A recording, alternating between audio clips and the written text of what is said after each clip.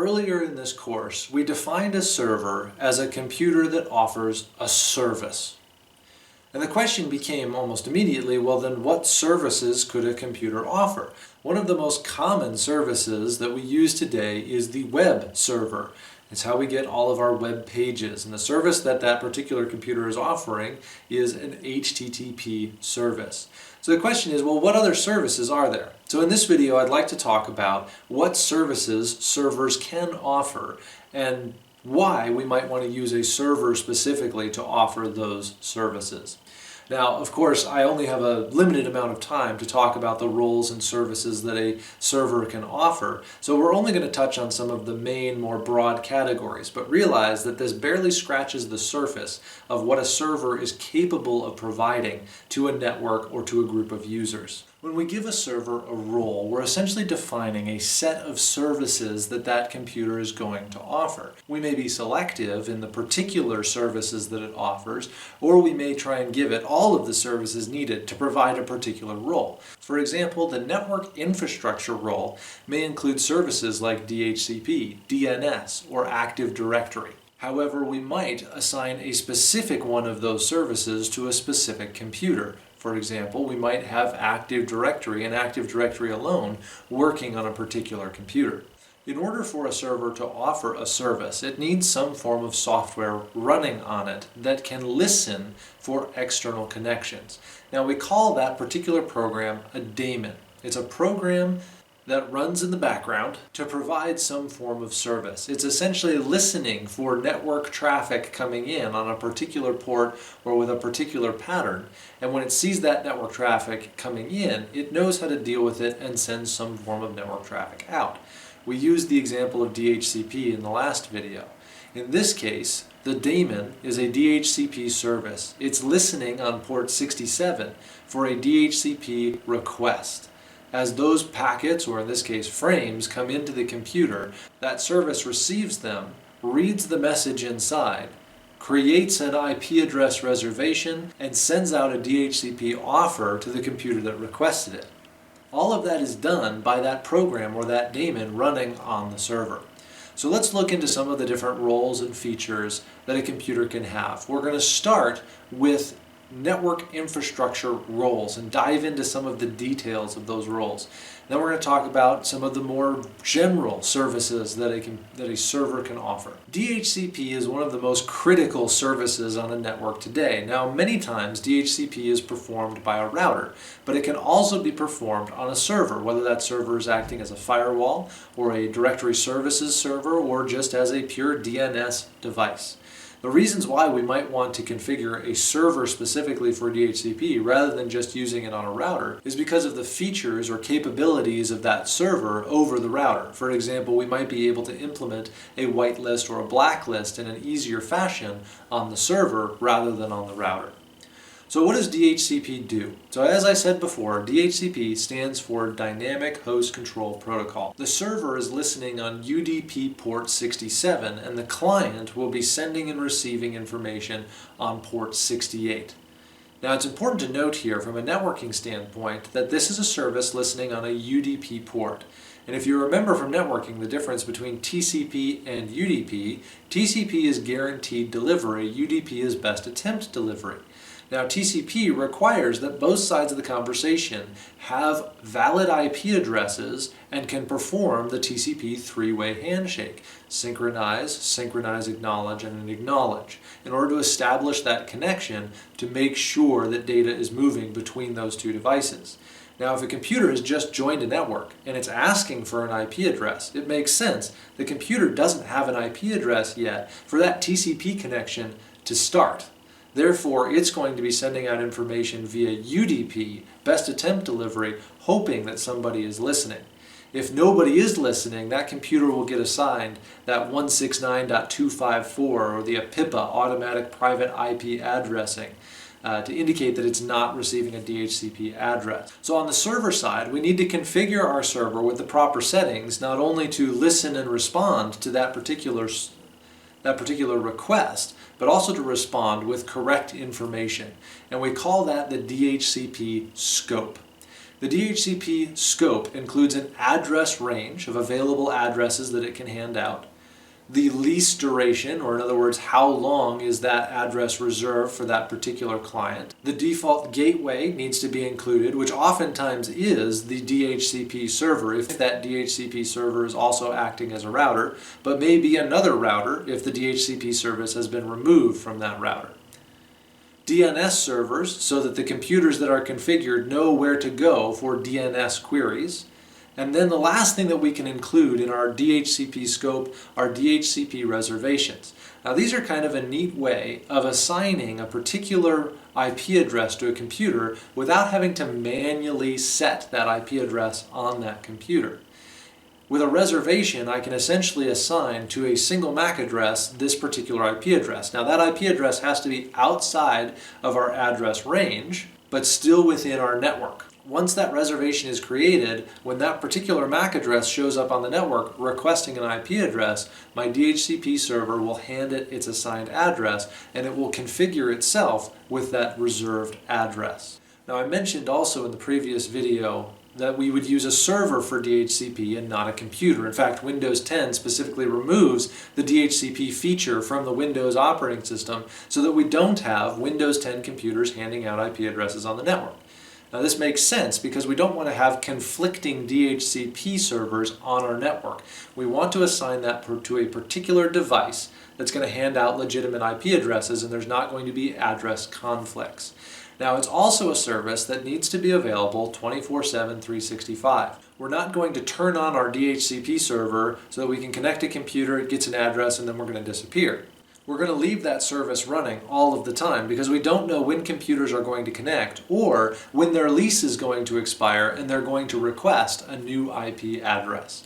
So this is why we use it on a server and not just on a desktop or on some other type of computing device. All right, let's move on to DNS, the Domain Name Service. Now, the Domain Name Service is another UDP protocol. In other words, it's listening on UDP port 53, best attempt delivery, not an established connection like TCP would be, but UDP port 53. The whole purpose of DNS is to provide a translation between human readable text and IP addresses, or IP addresses and human readable text. We use it most often when we're going to a website and we type in something like www.google.com. And we need to translate that human readable URL into an IP address. DNS is what's going to do that for us, so that our browser can then go to that particular web server using IP addresses all the way there, get the web page, and bring that back. So that's our primary use of it. Now, we don't call it a URL when we're talking about DNS in general because it's not only web traffic that DNS is useful for.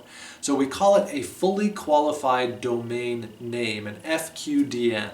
And a forward lookup is going to translate from an FQDN to an IP address. That can be an IPv4 or an IPv6, as we'll see in a moment. There is such a thing as a reverse DNS lookup, where we take an IP address and we check to see what FQDNs, or fully qualified domain names, are associated with that IP address. Now, if you're not familiar with the hierarchy of URLs, or fully qualified domain names, consider the different parts of a URL.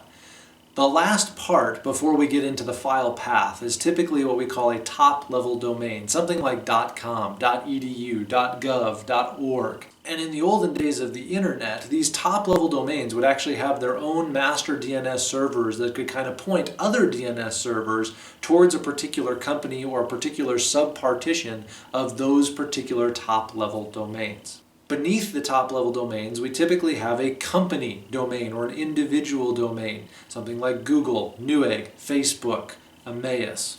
And beneath the company level, we have individual machines, www, store, etc. Something that would make a URL complete, like www.google.com or store.newegg.com or drive.google.com.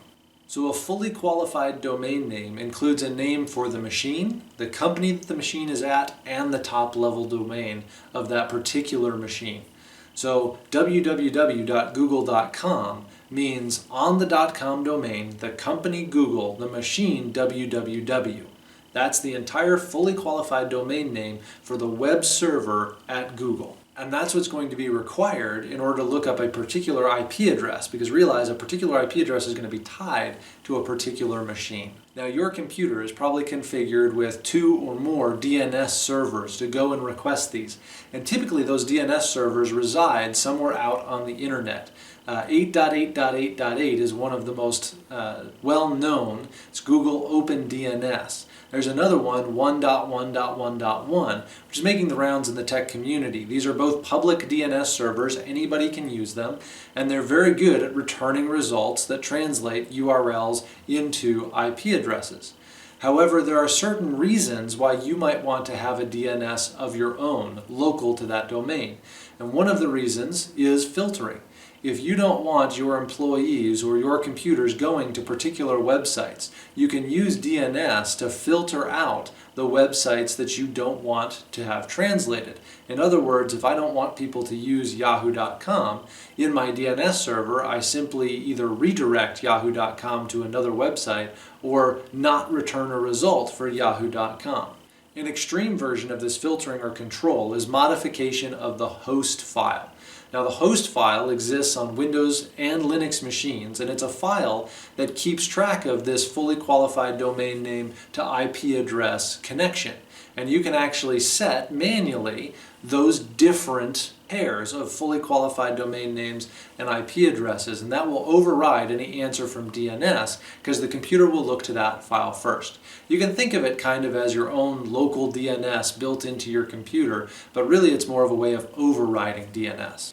Now, in today's internet, we work with what's called distributed DNS. All of the DNS servers throughout the world may not have all of the answers as to what website has what IP address.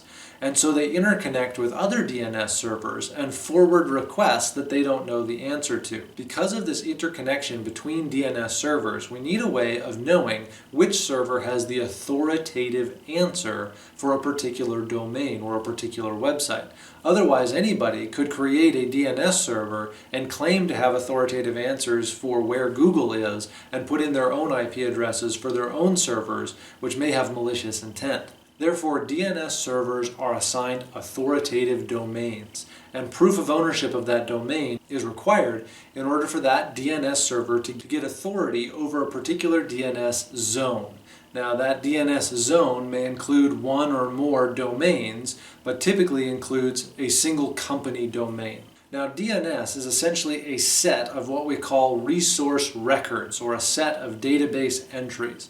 And the first resource record in that database entries is the SOA, or the start of authority. And that essentially provides information on what zone that DNS server is authoritative over or has answers for. Another type of RR is the A record, which is our standard fully qualified domain name to an IPv4 address. A quad A record translates an FQDN to an IPv6 address. A CNAME record, which stands for canonical name, is essentially an alias that points to another A record. So if I have two names for my website, but I want them to go to the same IP address, I can use that CNAME to point to another A record, which points to the IP address of that particular server. The MX record is the mail exchange record, or used to essentially point mail sent to a particular domain towards a particular server. So when you send an email, you have a username @ and some domain name. Realize that that domain name is going to be resolved by a DNS server somewhere, and the @ symbol indicates that that DNS request is for a mail server at that domain. And so that email will actually be sent to an IP address based on the MX record in DNS. An SVR record is a special type of record that points at a service specifically, which means an IP address and a port somewhere on a particular computer. And finally, the PTR, or the pointer record. This is how we do reverse DNS. The pointer record will translate from IP addresses over to fully qualified domain names. All right, that was a lot of information on DNS, I know. You can find more of that information in your book, as well as the PowerPoints that are posted to Schoology if you need to review all that. But DNS is a big thing to know in the server world and in the web in general. Lots of problems can be created with incorrect DNS settings, and a lot of problems can be solved with correct DNS settings. Let's move over to something a little bit more simple. NTP, or the Network Time Protocol. This is the service that essentially keeps all of the computer clocks in sync. Now, while there are Network Time Protocol servers, NTP servers, that are generally available, the US government has a time server that you can synchronize your clock with, Microsoft has a time server that you can synchronize your time with, etc. Some companies choose to synchronize their clocks with a particular time server, or a time server that has lower latency to all of the machines on it, keeping more precise time. And so you can configure a server with NTP to provide a specific time to a computer that requests it. The NTP protocol works on port 123. So timing 123, kind of easy to remember. This one happens to also be a UDP port, again because it wants to be the lowest latency possible. TCP, while it's guaranteed delivery, has a lot of overhead. UDP, best attempt delivery, has lower latency, which means that the shift or the offset of the clock is going to be less than if we had used TCP. The last of the network infrastructure roles or services that we typically give to a server is that of directory services.